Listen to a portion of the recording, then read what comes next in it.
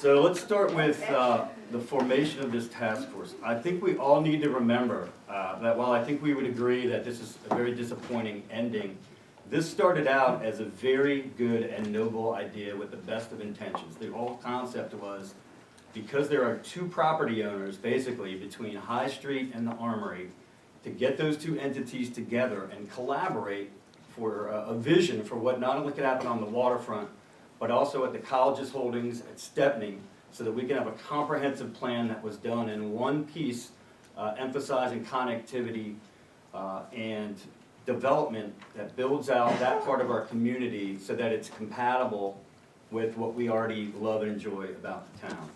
To that end, on January 11th, Mitchell Reese sent a letter to then Mayor Margot Bailey, kind of outlining the concept. And the concept was that the college was going to have 4 representatives. The mayor and council would then select 4 representatives. The mission of the task force, and this is important to know, this from the very beginning, this was a very broad mission that these people had. It wasn't just the waterfront. I think there's a lot of misconception out there that they were just to study the waterfront. So I think it's important to read this entire paragraph. This was the directive given to this group of people by the mayor and council, and I quote from this document: "The task force will adopt a comprehensive view of Chestertown to include the waterfront from the foot of High Street to Ratcliffe Creek, the rails to trail network, both the existing spurs as well as those that have been planned but not yet built, and the 2 business districts, downtown, and the 2 shopping centers north of Wardneck Road.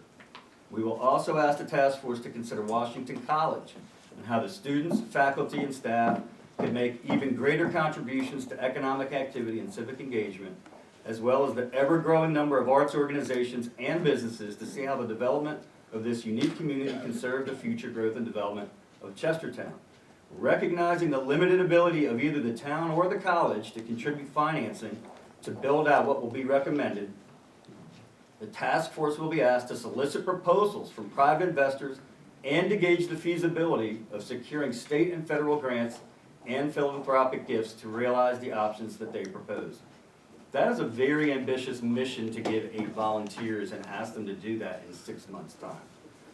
Now, initially, this task force, the 8 members were, representing the college, John Moe, who became the chairman, Chris Havemeyer, Dickie Greaves, and Ron Athey, and representing the town were Al Masoni, Matt Tabriner, Linda Kuiper, and Rebecca Flora. I want to begin this by thanking all 8 of those volunteers profusely for the incredible amount of time and dedication they put in to executing this task. From where I'm sitting, talk is very cheap. These 8 people got involved, they committed hundreds of hours of their time, and they should be commended for the efforts that they put into this. These are not the bad guys. These people were working for the betterment of our community, and we need them. We need people like this going forward to be on our side. People like John Moe, people like Chris Havemeyer. These are people with areas of expertise and knowledge, connections, and financial means, not only to view and visualize a plan like this, but to actually help us make it happen from a financial standpoint. And to lose their support because of the way this ended, to me, is one of the biggest disappointments of this entire process. From the very beginning, the task force envisioned themselves essentially as a private citizen group that was formed to make recommendations and nothing more to the town of Chestertown. And they acted as such. As you all know, starting in January, they conducted mostly private meetings. And one of the reasons that they wanted to have private meetings is because they knew they'd be talking to private landholders, business owners, and they wanted frank and honest opinions about what they thought was possible with their properties. Those are topics that often people won't come and discuss at a public meeting. So again, I know there's a lot of perception out there that these guys were conducting shady deals in backlit rooms, but that wasn't really the case. Unfortunately, from a technical standpoint, this task force actually became a public body by the letter of the law on January 13th of 2013, when the then mayor and council officially made a resolution creating the task force. By definition, because this group was put together by a public entity, they were in fact a public body and should have been conducting open meetings that were advertised in advance with minutes that would then be shared and accessible to the public. The original scope of work They were formed in January. The goal initially was to be finished in the June of 2013.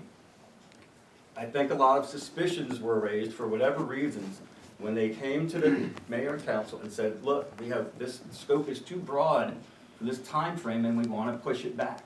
And then they said, we probably could come back to you in the fall.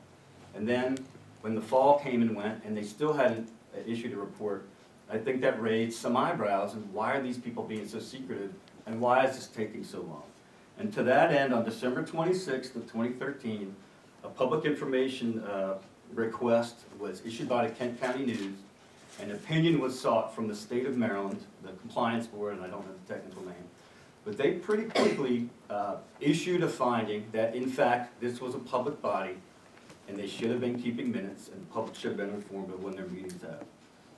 So, what I want to point out is that my personal belief, after looking at the record and the time frame and the discussions that were had, is that this really falls on the previous mayor and council. It was their responsibility, and it is now our responsibility, when we create task forces like this, to make sure that the volunteers that are helping us are fully informed of their responsibilities as it pertains to the Open Meetings Act. And as such, any legal counsel that these 8 members feel that they need should be paid for by the town. And that's kind of a big deal, because there's still requests that are ongoing. And this could end up costing the town a fair amount of money in legal fees if it comes to that. And that's really disappointing, because this was supposed to be an initiative to position us for economic success. And in fact, it could end up costing us a fair amount of money. Again, I can't emphasize this enough. I feel like going forward, what we need to do is make sure that from this point onward, every task force, every committee, we need to meet with their members and make sure that they have a very firm grasp of what their responsibilities are vis-a-vis this Public Meetings Act. So the end was disappointing. When these public information requests came and they were requesting emails dating back several months, basically we're left with a public group that have been acting as a private body, meeting with people that may not have otherwise ever met with them, and now they're being asked to share the minutes of those meetings with people that thought they were speaking off the record. So in other words, it's a pretty big mess, is what it is. It's a little disappointing because the report, by the task force's own admission, is incomplete. We have 44 pages of written recommendations. They did a very thorough job of making recommendations on a wide variety of topics. Where I think it's mostly incomplete is where you have one conceptual drawing of the waterfront, when my belief is that the ultimate vision of this task force was to give us multiple views of different potential outcomes on the waterfront. So in that way, the report is in fact incomplete. And because the task force dissolved, we don't have anybody to stand here and tell us how they came to these conclusions. And again, another reason it's disappointing is because we need people like this that are willing to volunteer their time. We need them on our side. So while I believe that the mistakes that were made by the previous administration were honest errors, that were not made with any malice or negative intent, we need to move forward. I think we need to use a little bit of editorial common sense here. Because of this task force, nothing has happened. Not a single property has changed hands. Not a single nail has been driven into a single plank on any of these properties. What we are left with is a booklet of recommendations that we can summarily ignore if we choose to. So my point is that yes, this makes great copy, but it's not Watergate and it's not the Iran-Contra scandal. This was a group of citizens giving us recommendations, period. So what do we do from this point forward? As I said earlier, all I can do as your new mayor, and I've been on this job for exactly 21 days as of right now, is make sure that from this point onward, any initiative that happens on this waterfront on town-owned property will be done with the maximum public input that is practically possible, with the maximum amount of transparency that we can create. And that is going to begin with the approval from this council, again, with the dissemination of this report. What I would like to see us do, the report has been posted on the Kent County News' website, It's already been posted on the SPY.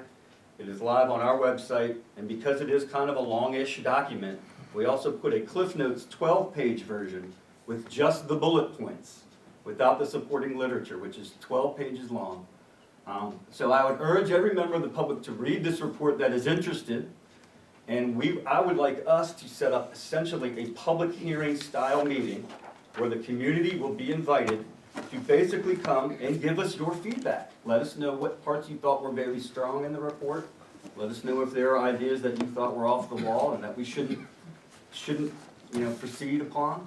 And I want your input. We need your input. And that is going to be step one, again, with the agreement from the council. That date, I would think, would be pretty soon, within the next, say, 3 weeks. I would like all of us to be there, or as many of us as possible. So we may need to get back to you on that as we check our schedules to see when that can happen. And when that happens, it will be advertised, it will be open to the public, reporters will be invited. Dan, you can come, bring a little camera, and we will have a public sharing of ideas about what these people what the conclusions that they came to. After that public hearing, I suggest that this town moves immediately to start revitalizing the portions of the waterfront over which we have direct control. In talking to the various administrators at the college and their faculty members, and given the fact that the college has yet to launch a capital campaign, I get the sense that there still isn't consensus within the college over what they want to do on all 3 of their properties on the riverfront, and that's fine. And given the fact that no money has been raised, those initiatives are probably several years down the road. But we can't wait to continue to let our marina, for example, deteriorate more than it already has. So let's talk.